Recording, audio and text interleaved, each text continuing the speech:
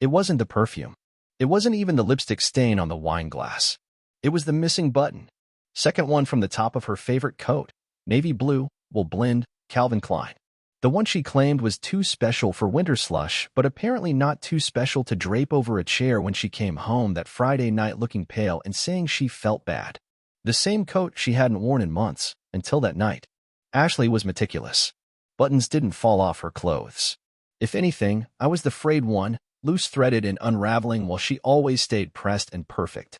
So when I picked up that coat to take it to the dry cleaners 2 days later, because she had a long day, and could I be a sweetheart, I noticed the thread sticking out. Just a thread, frayed and waving at me like a flag. I dug into the pocket absent-mindedly, expecting a receipt for cough drops or maybe a tissue. Instead, I pulled out something crisp. Something folded. A hotel receipt. Embassy Suites. 2 nights ago. Dinner for 2. Champagne. A corner suite with a skyline view. The timestamp was 8:43 p.m.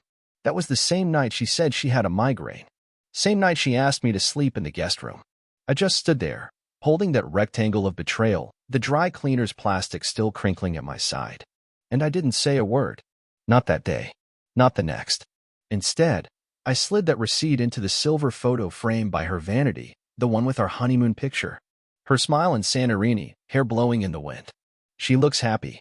I look like I believed in forever.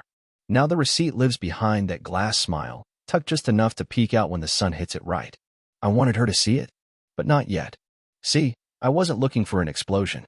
I wanted something slower, colder, something like frostbite. The thing about betrayal is it doesn't hit you like a truck. It slides in under your door, whispers into your coffee, lingers in your socks. I started noticing more after that. Her phone turned face down every night.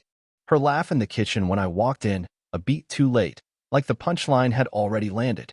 And the finances, oh, the finances. Ashley used to leave bank statements in a neat pile on the desk. Color-coded folders. She once said paper trails are protection. Lately, no paper trail at all. But I'm not a fool. I know the signs. I just wanted to be sure. Not for her. For me. Because if I'm going to burn the bridge, I want to be the one holding the lighter, not crying on the other side of the river.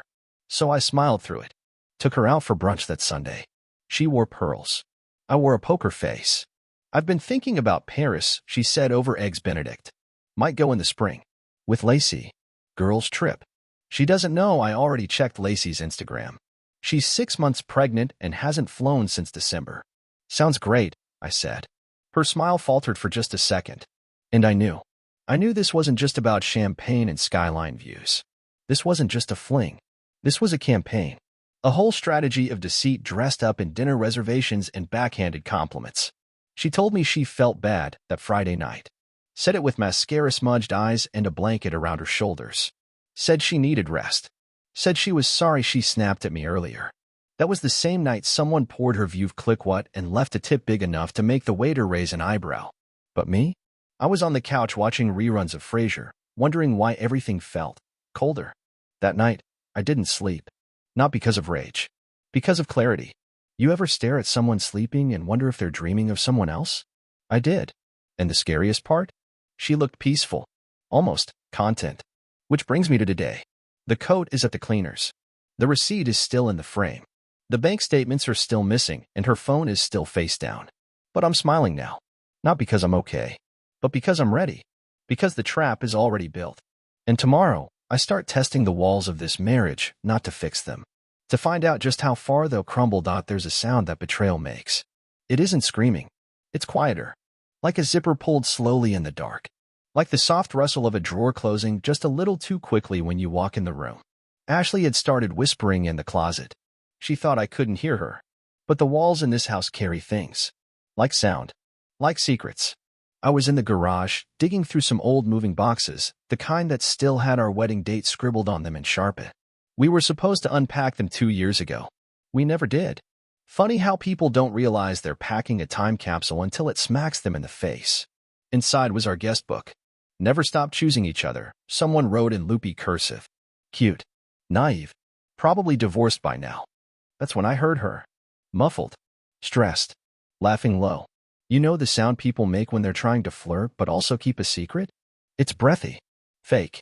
I slipped through the side door, moving soft across the hardwood like a man who's done this before. Like a man who already knows the truth but still needs to touch it. Her phone was pressed to her ear, her back to the hallway mirror. Yeah, last time was risky, she said. But that's what made it fun. Then silence. A giggle. I didn't need more. But I stood there anyway, watching her talk to a ghost I couldn't see. Someone she wouldn't name. Eventually, I made a noise, just enough for her to notice. She jumped. Not enough to admit she was guilty. Just enough to know she was caught off guard. Babe, she said, flashing me the kind of smile people use on customer service reps. Didn't hear you come in. Phone call. I asked, real casual. Oh, just Lacey. Of course. Lacey again. Apparently, this woman moonlights as Ashley's alibi. I just nodded and walked past her. Didn't stop. Didn't blink. But something inside me clicked. The truth wasn't going to walk through the door. I had to invite it. So I started small. First, I checked the mail before she did. Credit card companies love a paper trail. Turns out, Ashley had opened a second account 6 months ago. A card in her maiden name. For privacy, the bill said. Privacy. Now that's a pretty word for deception. Second, I installed a camera in the living room. Nothing dramatic. Just a motion-sensitive nanny cam hidden inside a fake plant. I told myself it was for security. And in a way, it was. I was securing my sanity. Third, I went for the jugular. I told her I booked us a couple's massage. Just a little getaway, I said. She flinched. Not visibly. But the air around her got tense. Like someone had turned the gravity up a notch. When? She asked. This Friday. Thought it'd be nice to spend some real time together. She hesitated. Oh, babe, I have work. Big pitch that day. Of course she did. The pitch. Ashley always had a pitch. That night, she got quiet. More affectionate, even. Tried to pull me into bed. That was new. But it wasn't passion. It was guilt. And guilt smells different than love. While she slept, I opened her coat again. Nothing new this time. Just her gloves and a mint. But something told me. She hadn't just hidden the receipts. She had hidden me. I was the secret now. So I did what any man does when he's lost his way. I called her mother. Now, Margaret is a church-going, tea-sipping, passive-aggressive force of nature who thinks therapy is a sign of weakness and feelings should be folded like napkins. But that woman talks. Oh, Logan, she said, voice fluttering. I thought you two were in Big Sur this weekend? I paused. Big Sur. She cleared her throat. Ashley told me you were going away. That's why she couldn't make Sunday brunch. Of course she did. She didn't say who she was going with? I asked, already knowing the answer. No, but she said it was romantic. Romantic. That word hit me harder than the hotel receipt. Because now I wasn't just suspicious. I was confirmed. And yet, I said nothing. Just smiled and thanked Margaret for her time. Then I went to the bedroom. Ashley was brushing her hair in the mirror. Still using that same frame. The one with our picture. The one now hiding something behind it. I watched her from the doorway and said, you know, I've been thinking about Paris too. She froze, just for a second. Then smiled. We should go. Yeah, I said. We really should. And in that moment, I knew. I wasn't the husband anymore. I was the storm she didn't see coming. It happened on a Wednesday. Mid-morning. Sun slanting and just enough to kiss the floorboards. I was in the kitchen pretending to sort the recycling when I heard her gasp. Not a dramatic gasp. Not Hollywood. Just a sharp little inhale, like she'd touched something cold and didn't expect it. I didn't go to her. I waited. Let the moment cook. A minute later, Ashley appeared in the doorway. Still in her robe, holding the photo frame from her vanity. Our honeymoon shot in Santorini, smiling back at her like a cruel joke. Her face was pale. And in her hand? The receipt. The one I left behind the glass. The one she thought she'd hidden. The one with the words. Embassy Suites. Room 1720. Dinner for two. Bottle. View Click What Brute. Date. Friday, 8:43 p.m. She didn't say anything right away. Just held it like it was radioactive. Her lip twitched barely, and I swear I saw 5 versions of her trying to decide who to be in that moment. Wife. Victim. Liar. Actress. Damage control. She landed on vague confusion. What is this? I dried my hand slowly. No rush. Let the silence stretch. You tell me, I said, without looking at her. She blinked. Twice. Logan, why is this behind the frame? I turned then. Met her eyes. Calm as a man folding laundry. You left it in your coat pocket. The night you said you had a migraine. Boom. That was it. The first crack in the porcelain. She opened her mouth. Closed it. I started, like she was scanning a teleprompter only she could see. That's not, she paused, then switched scripts. It's not what it looks like. It's a receipt. Not a metaphor, I said. Unless you want it to be. A beat of silence. Then she tried the classic. I was meeting a friend from college. He was in town for a night. It wasn't romantic. I interrupted. Because your mom said you described it as romantic. Her shoulders stiffened. And you paid for the room, I added. Nice of you. Ashley stepped back like she'd been slapped. She clutched the frame tighter, then dropped it on the counter. The glass cracked. It sounded like a confession. She looked down at it, voice quieter now. You went through my things. I raised a brow. You cheated on your husband. I think the moral high ground's a bit crowded. Silence again. She crossed her arms. I didn't cheat. It was just a mistake. I gave a dry laugh. Mistakes are when you spill coffee. This was dinner, champagne, a luxury hotel suite, and then coming home to pretend you had the flu while I reheated lasagna. She flinched. Good. Because now we were done dancing. I didn't plan for it to happen, she muttered, not meeting my eyes. It just did. And there it was. The line cheaters say when they don't have the courage to own their choices. It just did. Like gravity. Like traffic. Like the weather. She wasn't sorry. She was cornered. So I stepped forward. Calm. Measured. I'm not yelling. I'm not packing bags. Not yet. Her eyes snapped up. But I am watching, I continued. Every word. Every move. Every lie you try to fold into the laundry. I see it now. And I want to see it. Ashley's mask twitched. A shadow of fear crossed her face, quick and pale. You don't mean that, she whispered. I didn't answer. I just picked up the cracked photo frame, brushed off the glass, and slid the receipt back behind our smiling faces. Leave it, I said. Let's keep that in the frame. A reminder. A reminder of what? She asked. That I know now, I said softly, what kind of story we're in. And then I walked out. Because I needed to breathe. Because rage is loud, but clarity? Clarity is silent. And I had never felt clearer. You learn a lot when you stop trusting someone. The things they say? Background noise. The real story? It's always in what they try to hide. Ashley was always the organized one. Color-coded spreadsheets, meal prep on Sundays, receipts tucked away like she was filing for sainthood. Our finances were her territory, partly because I trusted her, mostly because she made me feel like I shouldn't ask. Let me handle it, she'd say, brushing past me with that efficiency that always made me feel like a child asking where the forks are. So I let her. For years. Now I was auditing the accountant. It started simple. I logged into our joint bank account. Nothing alarming. Grocery runs. Amazon purchases. One odd charge at a boutique I didn't recognize, Maison Volari. I made a note. But something gnawed at me. The credit card statements, they used to come in the mail. I'd see them stacked by the coffee machine. But lately? Ghosts. I checked our online account. The statement delivery had been changed to paperless. Not a red flag until I saw the email tied to it. Not hers. A new Gmail I'd never seen. I tried logging in. Locked out. Naturally. But I wasn't out of cards yet. I called the bank pretending I wanted to revert to mailed statements. Said I couldn't remember the email tied to the account.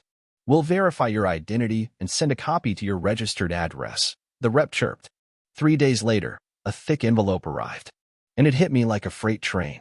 Every month, for the last 6 months, there were ATM withdrawals. Same location. Same time. Friday nights, 7:15 p.m. A boutique hotel near downtown. Not the Embassy Suites from the receipt. A different one. Consistent. Calculated. Like she had a routine. And then came Maison Volari again. Multiple charges. Designer clothes. 2 dresses over $1,000 each. Ashley had never worn anything like that around me. Not even on our anniversary. But the worst? A florist. Same place every time. Petals and prose. High-end. Niche. The kind of place that delivers flowers with handwritten notes. For charges in 2 months. But no flowers ever came to our house. She was sending them, not receiving them. I sat there, in the dim light of my office, statement pages spread across my desk like autopsy reports. My marriage wasn't just wounded. It was methodically dissected. The affair wasn't spontaneous. It was budgeted. She gave it a line item. That's what broke me. Not the hotel. Not the champagne. Not the receipts with crumpled edges. It was the fact that she made room for it, like it was a gym membership or a meal plan. She planned for deception the way you plan a vacation, and she thought I'd never notice. But the thing is, I wasn't just noticing. I was calculating, because now that I knew how she kept the books, I could flip the ledger. By Friday, I was dressed and ready early. She came downstairs, phone in hand, dressed down. Casual. That soft, off-duty look that people wear when they're pretending not to be leaving for someone else's bed. You heading out?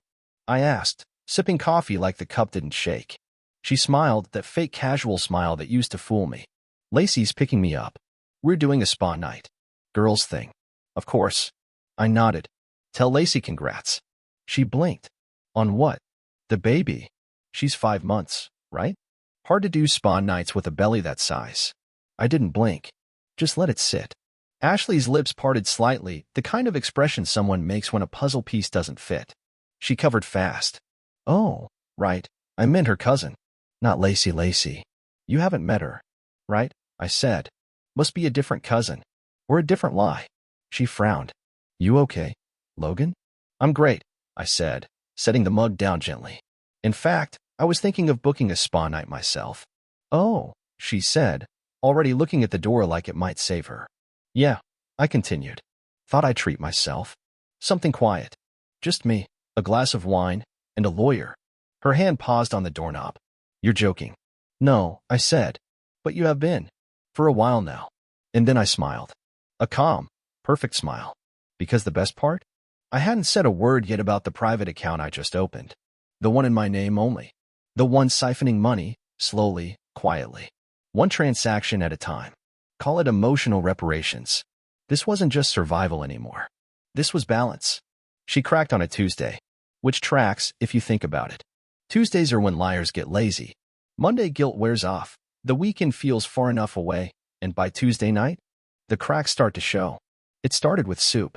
Tomato basil, store-bought, poured into a pot like she'd made it herself. She didn't speak much while it heated. Just stirred. Slowly. Like she was thinking of how to say something without actually saying it. I sat at the counter, watching her like a stranger might watch a magic trick. Half curious, half sure it's a scam. Then she spoke.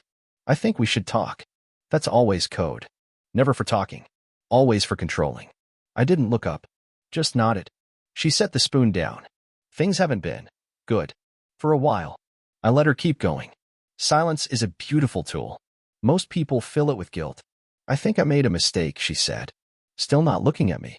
Still no apology. Still no name. And still playing chess with half the board flipped over. I sipped my water. Just one. She flinched. Then tried to recover. Look, I'm not proud of what happened. It wasn't. I didn't mean for things to go that far. Ah, there it is. The fallback script. That it just happened defense. As if people trip and fall into hotel rooms. I kept my voice calm. How far did it go, Ashley? She blinked. You really want me to say it? No, I said. I want you to say it. She swallowed. It was just a few times. Not. How many hotels? Her lips parted. Just the one. Embassy Suites or the Arlo on 6th? That stopped her. Her jaw stiffened. Eyes locked on mine for the first time that night. I leaned forward slightly. Yeah, I know. She opened her mouth. Closed it again. Then the silence stretched, and for a moment, I thought she might finally tell the truth. But then came the pivot. Does it really matter? I was lonely, Logan. I felt invisible. You've been so distant. You barely touch me anymore. And just like that, she flipped it. From confession to accusation. From guilt to justification. I nodded. So you cheated, because I wasn't affectionate enough? I'm not saying that's the reason, she snapped. But it didn't help. I stood, slowly. Walked to the fridge. Not because I needed anything. Just because I wanted her to feel me move. Feel the weight of the truth I wasn't dropping yet. Who is he? I asked, without turning around. No answer. So I opened the fridge. Grabbed the milk. Set it on the counter. Let the silence work. And eventually, it did. His name is Colin. Finally. A name. A man. The ghost finally had a face. Colin. Somehow, that made it real. Before this, it was vague. Shadows. Vibes. Evidence without identity. But now? Colin. She kept going too fast now. He's no one. I mean, he's just a guy from the firm. We worked late sometimes, and look, it was a mistake. But I ended it. I turned back to her. When? Last month. Right around the time you booked a room under your maiden name again? She paled. I stepped closer. You're bad at covering your tracks, Ashley. And worse at admitting you like the attention. She didn't deny it.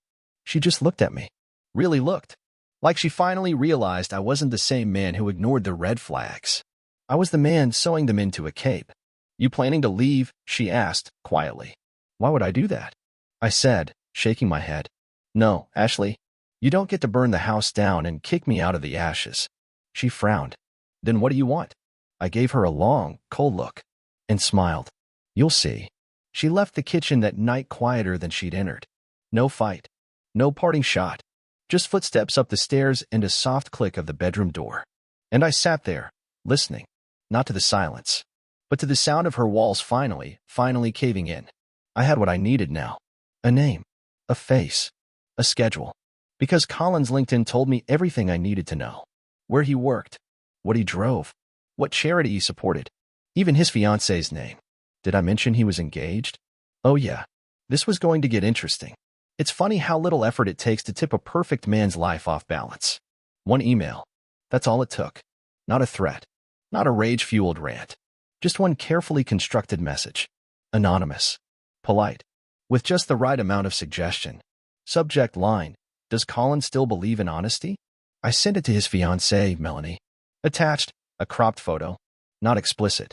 Just suggestive enough. Ashley's hand in Colin's at the Arlo's rooftop bar. Their faces close. A blurry silhouette of the skyline behind them. The caption read, taken last month. Ask him about Friday nights. Or better yet, ask Ashley. I didn't sign it. Didn't need to. The moment I hit send, I leaned back in my chair and waited. Not for Ashley. Not for Colin. For the ripple. See, revenge doesn't always need gasoline and a match. Sometimes it just needs a whisper. That Friday, Ashley was chipper. Too chipper. She made pancakes, humming, even kissed me on the cheek like she hadn't emotionally curb-stomped our marriage with stilettos. She had plans. Hair appointment, she said. Then grabbing drinks with a friend. She left wearing the red heels she hadn't touched in months. But I wasn't watching the door when she walked out.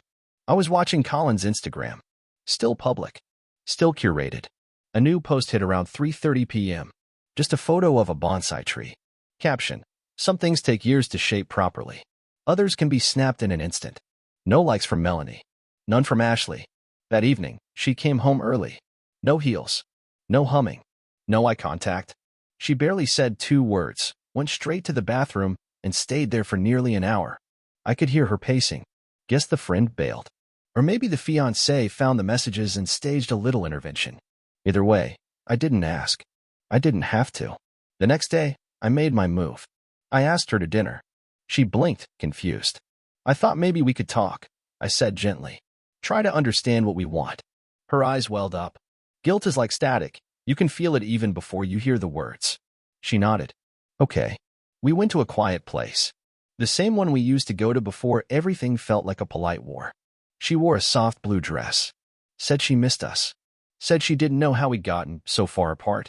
And I just listened. Nodded. Stirred my drink. Because I knew the next part. I handed her a small envelope at the end of the meal. What's this? She asked, frowning.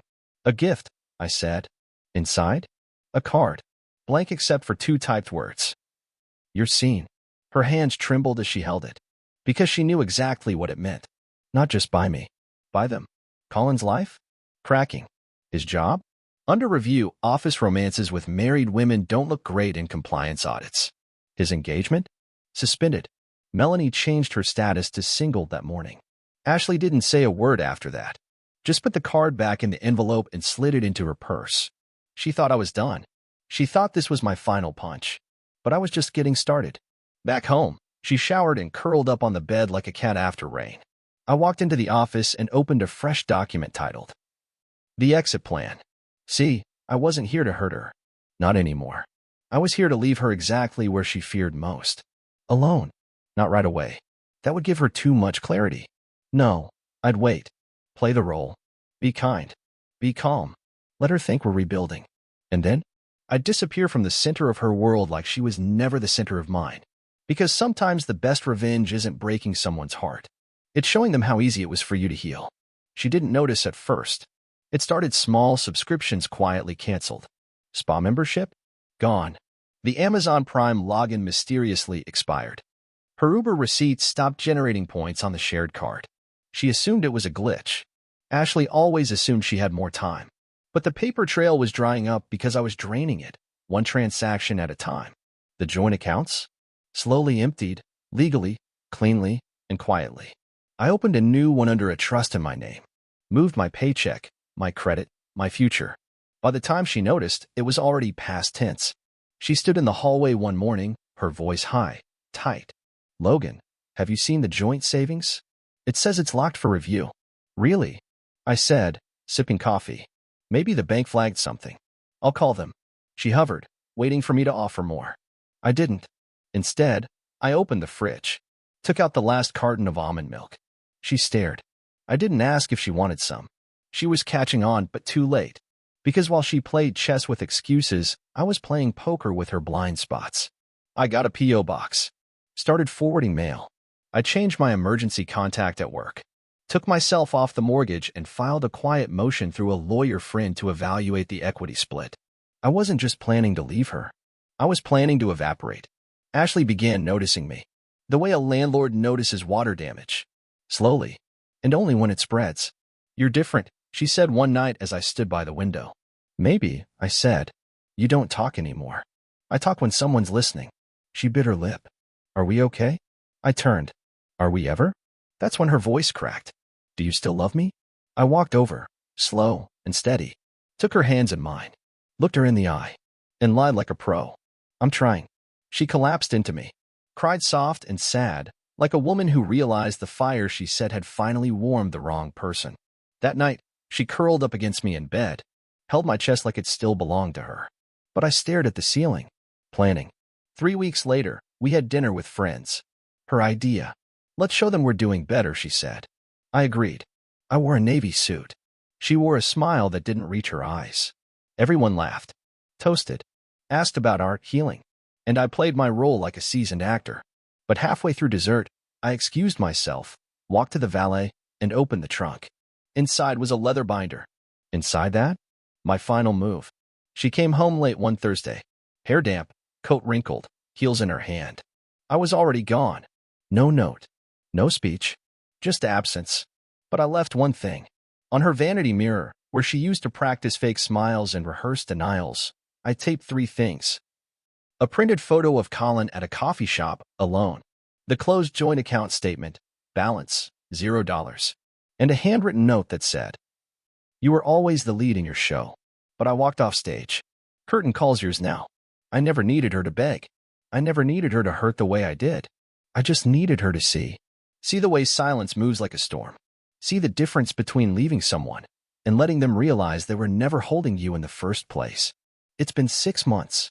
People always ask, "Did she call?" Sure. Once. Voicemail. "Logan. I'm sorry. I really am. I miss us. I don't know who I am without you." She found out I moved across the state. She found out I changed my number. She found out I donated her closet of designer lies to charity and sent the tax write-off to my new accountant. I live in a small house now. Quiet street. No framed receipts. Just peace. Sometimes I look in the mirror and wonder what version of me died in that marriage. And then I remember. I didn't die. I woke up. Ashley? She's still in the house. Same walls. Same mirror. Only now when she looks in it, there's no receipt behind the photo. There's just her. And that's the real revenge, isn't it? Not ruining them.